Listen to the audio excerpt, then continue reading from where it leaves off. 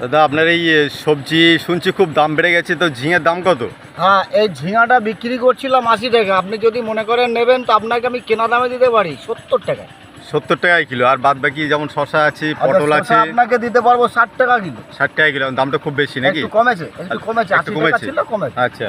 আর এই যে বাঁধাকপিটা কি ওলটা কি কালকে?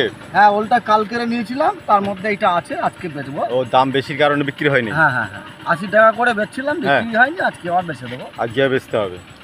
এই ডাটা আছে, ডাটা এখন কেমন দাম চলছে? ও ডাটাটা বিক্রি করছিলাম কালকে 12 টাকা শ, আজকে 10 টাকা শ দিয়ে দেবো।